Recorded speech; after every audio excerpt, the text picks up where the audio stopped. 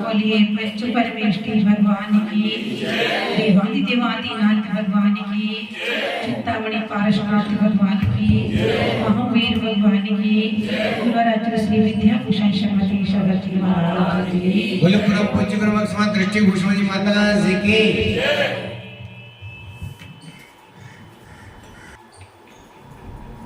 हमारा विषय है, परसों आपसे चर्चा की थी कि शांति की खोज में यह मानव निरंतर मरीचिका की भांति भटक रहा है, लेकिन फिर भी शांति नहीं मिल पा रही है। क्यों? क्या कारण है?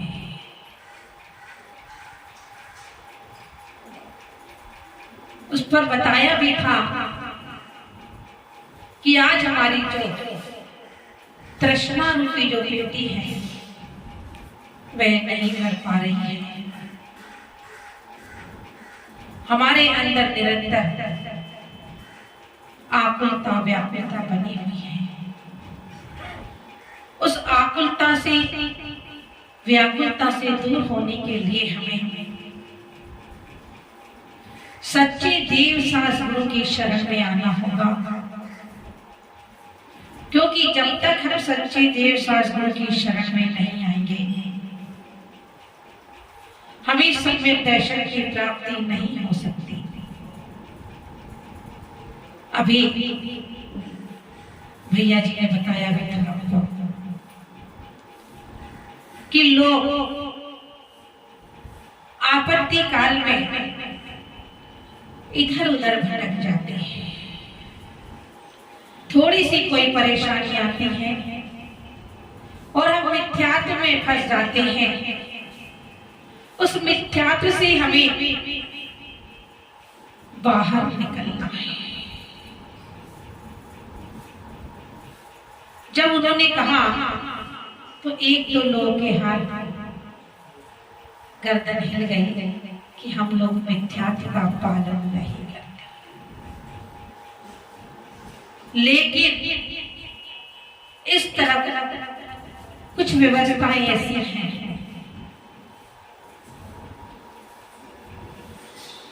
कि इस तरफ ये करवा चौथ, होई का बायना, बड़ी अमावस,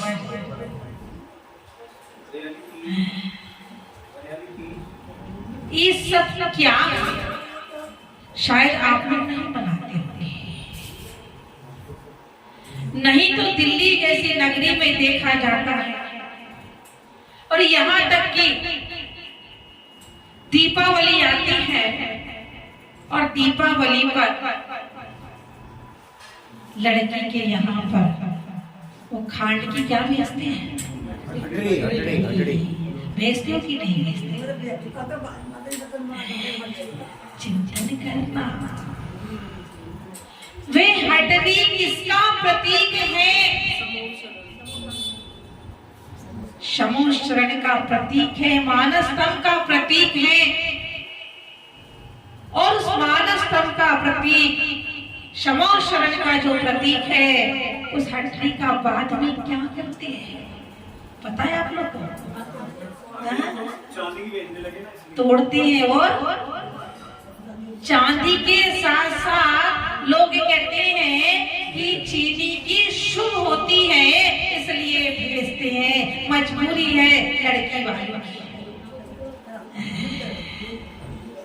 लेकिन लड़की वाले और लड़के वाले समझ जाए, पहले लड़के वालों को समझना होगा।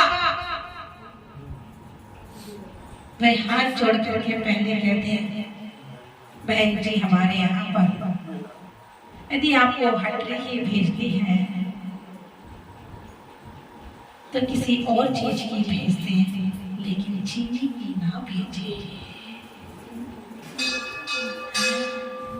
जो शमोशरण का प्रतीक है उसे आप तोड़ रहे हो, तोड़ने में आपको पाप लगेगा कि नहीं लगेगा, एक चिंतन करना। और उसके बाद आप खा रहे हैं, क्या है ये?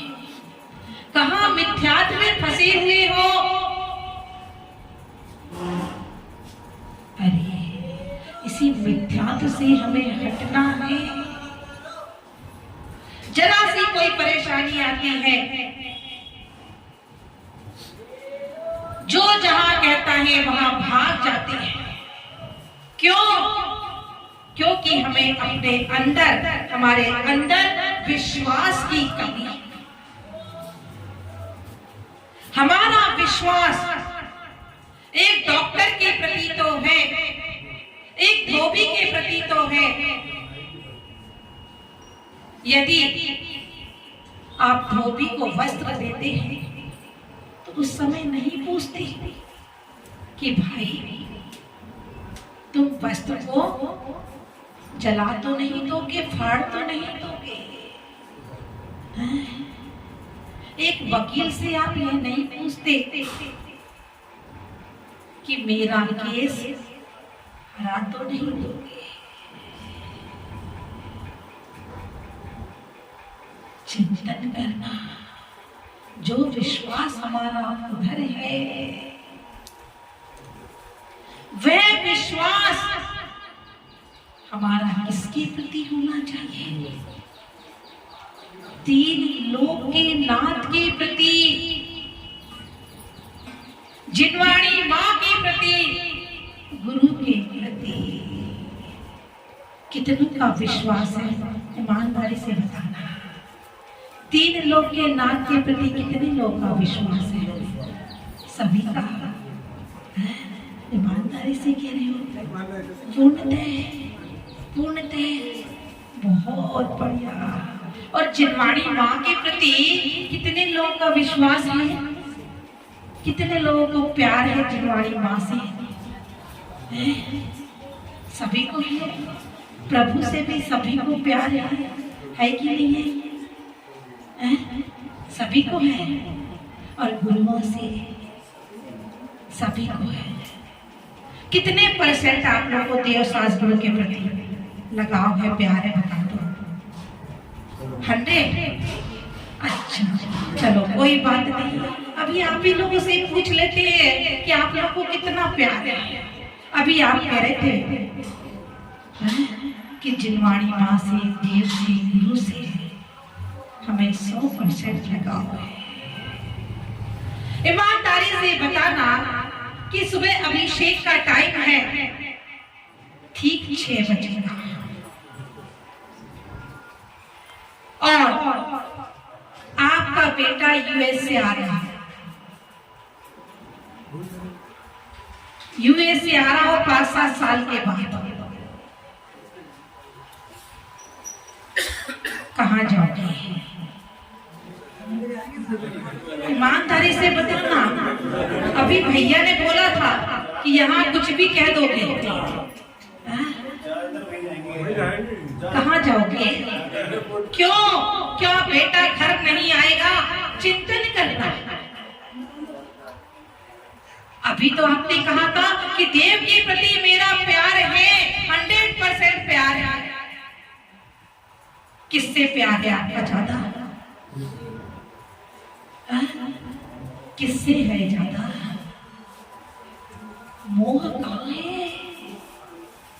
अभी तो आप कह रहे थे अरे बेटा घर आएगा, घर आकर भी मिल जाएगा, लेकिन क्या सोचते हो आप लोग? कोई बात नहीं, आज अभिषेक छूटेगा, कोई बात नहीं, कल मिल जाएगा। अरे बेटा भी तो आ जाएगा, मिल जाएगा आकर के। और उसी समय आपके नगर में कोई गुरु आ रहा है और बेटा भी आ रहा है, क्या करोगे?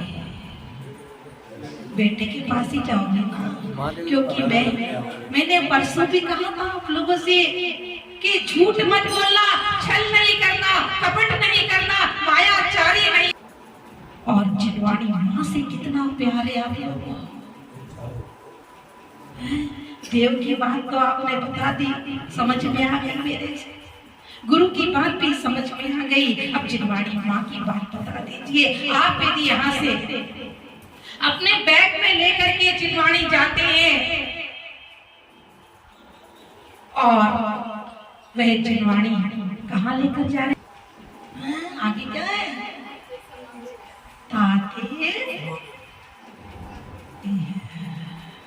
क्या है? हमारा राग किससे है, कभी चिंतन किया? अभी तो हम कह रहे थे हमारा 100% प्यार है, 100% लगाव है। अब आप लोग मुझे मत बताना आपको कितना लगाव है, अपने आप सोचना कि हमारा देव सास गुरु के प्रति कितने % लगाव है। जो लगाव हमारा बाहर वस्तुओं में है, वह लगाव यदि हमारा सच्चे देव सास गुरु के प्रति हो जाए, अपनी आत्मा के प्रति हो जाए, तो कल्याण हो जाएगा। प्रभु ने तो कल्याण कर लिया। कितने लोग होते हैं जो प्रभु के समक्ष जाकर के यह मानते हैं कि हे भगवान मेरी समाधि मरण हो। कितने लोग हैं यहाँ पर मैं आकर के ये कहते हो कि हे भगवान मुझे और कुछ नहीं चाहिए, आपके चरणों में मेरा समाधि मरण। कहते हो क्या? प्रतिदिन कहते हो? बहुत बढ़िया। नहीं तो क्या कहते हुए सुना जाता है, हे भगवान कुछ नहीं चाहिए, बस मुझे, मैं किराए के मकान में रह रहा हूँ, एक अच्छा सा मकान मिल जाए, अच्छा सा मकान हो जाए, अच्छी सी कॉलोनी में मकान बन जाए, और कुछ नहीं चाहिए भगवान। एक घर में 2-3 पोतियां हैं, एक मकान हो जाए, बस बेटे का काम नहीं चल रहा है, एक बेटे का काम चल रहा है। एक अम्मा ने मांग भी लिया था, भैया ने परसों बताया ही था, नवीन भैया ने, कि एक अम्मा ने मांग भी लिया।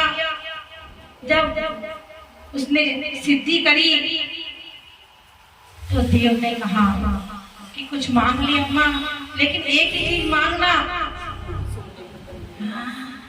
तो अम्मा भी बड़ी चालाक थी, अम्मा ने मांग लिया। अम्मा को आंखों से दिखता नहीं था, घर में पोता नहीं था और गरीबी थी। उसने देवता से मांग लिया कि बस मुझे कुछ नहीं चाहिए, बस चाहिए तो इतना सा दे दो, मैं अपने पोते को अपनी आंखों से सोने के बर्तन में खाता। क्या मांगा? क्या मांगा? सब कुछ मांग लिया। इतनी चालाक थी। हम उतने चालाक बन रहे कि नहीं बन रहे? चिंतन करना। हम प्रभु के समक्ष आते हैं और प्रभु से क्या मांग रहे हैं? अरे भूसा मांग रहे हो, मांगना भी है तो गेहूं मांगो कि हे भगवान जो तुम्हारा स्वरूप है वह मेरा स्वरूप हो जाए। मांगते हो कि नहीं मांगते? क्यों? क्योंकि वहां तो कुछ है ही नहीं है क्या ऊपर सब कुछ? क्या है? वो तो निठल्ले से बैठे हुए, वहां पर क्या है? सिद्ध भगवान को निठल्ला कहा है? आपको यदि कोई निठल्ला कह दे तो यदि आप लोगों को कोई निठल्ला कह दे तो अपने को कितना बुरा लगेगा? लगेगा कि नहीं? क्या मांगते हैं? चिंतन करना कि हे भगवान, बस सिद्ध पद की प्राप्ति हो जाए, तुम जैसा बन जाओ भगवान। और उसके लिए हमें गृहस्थ जीवन से ऊपर उठना है, ऊपर उठकर के श्रावक की भूमिका में आना है। क्योंकि अभी आप लोग बैठे हैं, आपसे पूछे आप क्या हैं? गृहस्थ है कि श्रावक है?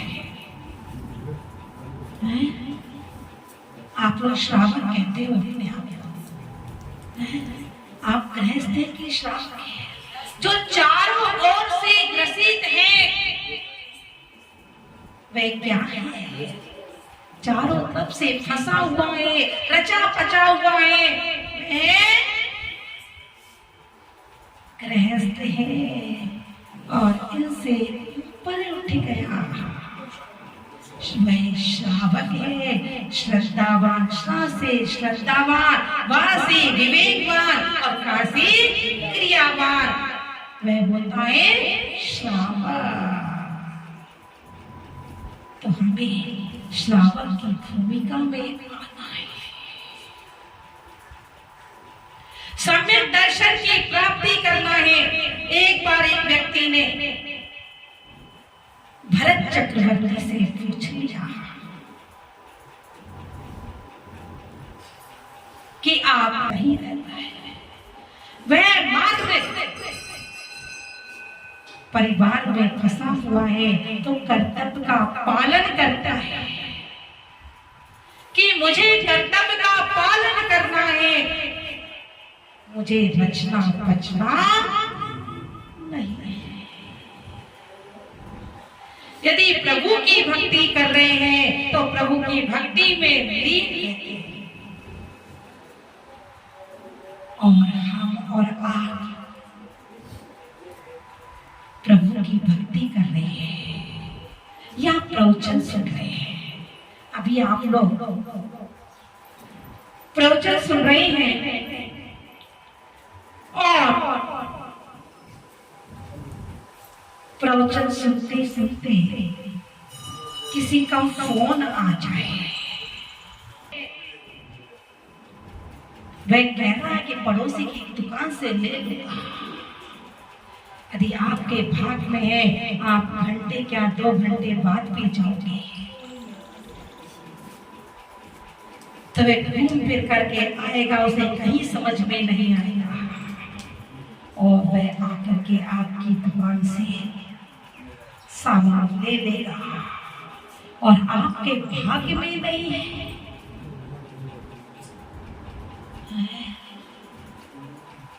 तो आप सुबह से दुकान खोल करके बैठ जाना, शाम तक कई बार पहुंचनी भी नहीं होती। क्या है ये? सब पुण्य और पाप का खेल है।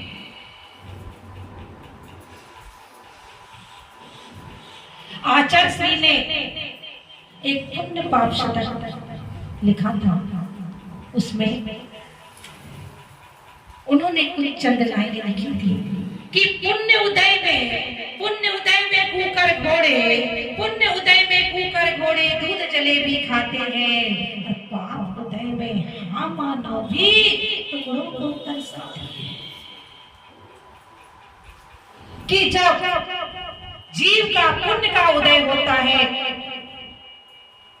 तो आपने देखा होगा कुकर यानी कुत्तों को देखा होगा, लोग घर में कुत्तों को पालते हैं। पता नहीं आप क्या पालते कि नहीं पालते भजनपुरा में, नहीं तो कोठी वाले इलाके में ज्यादा पालते हैं। कुत्तों को पालते हैं, साबुन से नहलाते हैं, बढ़िया वाले साबुन से। एक भाई से तो मैंने पूछ लिया, भाई सुबह सुबह क्यों नहीं आते हो मंदिर में अभिषेक करने के लिए, बिल्कुल सच्ची घटना है। बोले सुबह सुबह कुत्ते को, जो मेरे पास डॉगी है, बड़े से कुत्ता नहीं कहा, उसका नाम भी बोला था उसने, मुझे नाम याद नहीं है। बोले उसे मुझे घुमाने ले जाना पड़ता है। अच्छा जी, बोले घुमाने नहीं ले जाओ तो सुबह से वह अपनी आवाज में चिल्लाने लगता है, बोलने लगता है कि मुझे घुमाने ले जाओ, और जब घुमा करके आते हो फिर तो आ जाया करो। बोले उसे नहलाना पड़ता है साबुन से, फिर साबुन से नहला करके उसे खिलाना पड़ता है, पिलाना पड़ता है। जब तक मैं उसे खिलाऊं नहीं पिलाऊं नहीं तो वह भूखा बैठा रहता है। और फिर उसे शाम के समय, रात के समय उसे सुलाना पड़ता है। कहाँ सुलाते हो भाई? बोले एसी में एक कमरे में सुलाता हूँ, बिना एसी के उसे नींद नहीं आती है। चिंतन करना,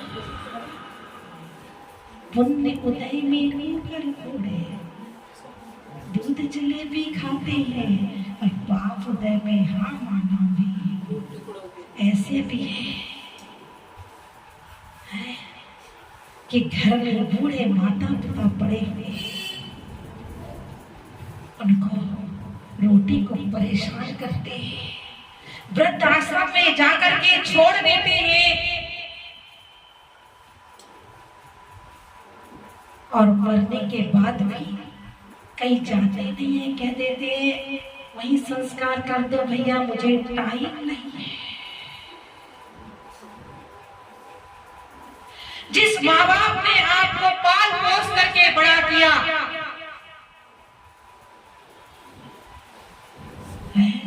उस माँ बाप से कहते हैं कि हमारे लिए क्या किया, चिंतन करना। ये तो आपका कर्तव्य था बड़े बड़े करने का।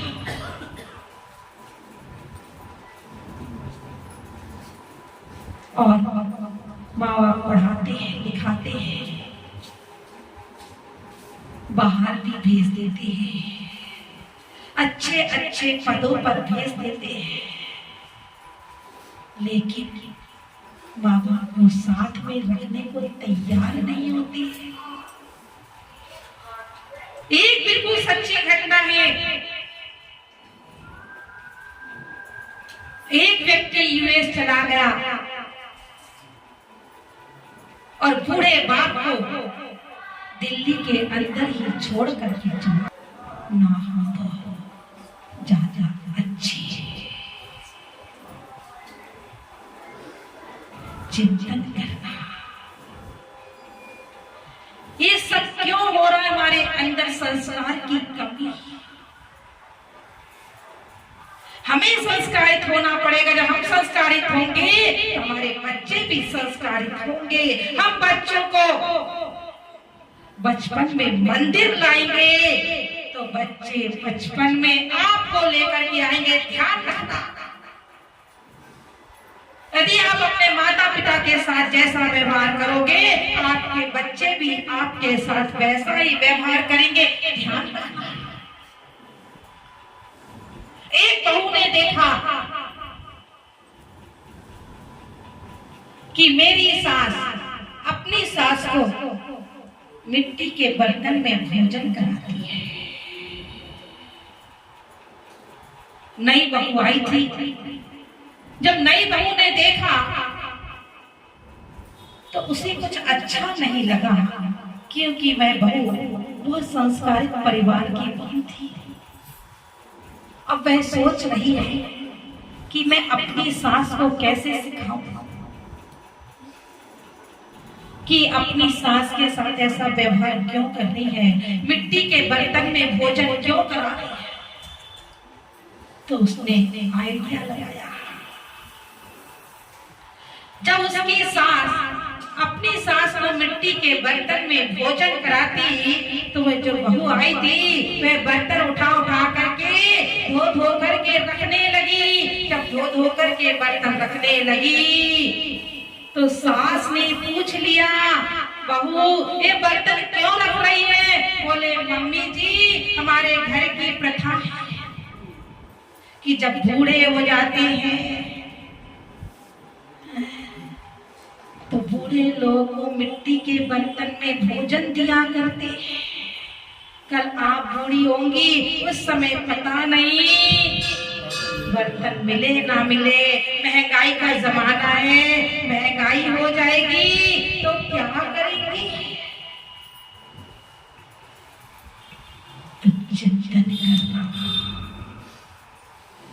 हम अपने बड़ों के साथ जैसा करेंगे आपको वैसा ही मिलेगा। कर्म किसी को नहीं छोड़ते, ध्यान रखना। कर्म कहते हैं मैं बिना बुलाए किसी के द्वार पर नहीं जाता, आपने मुझे बुलाया है, निमंत्रण दिया है। आप लोग जाते हो क्या बिना बुलाए किसी के द्वार पर? दामनी के ज्ञान से सूझे लो कालो, सोवानी मस्तक नो सदा देत हूँ दो। हे जिन वाली भारती तोहे न खोज निरे, जो तेरी सरना करे सो पावे सुख चैन। नौबत नौकर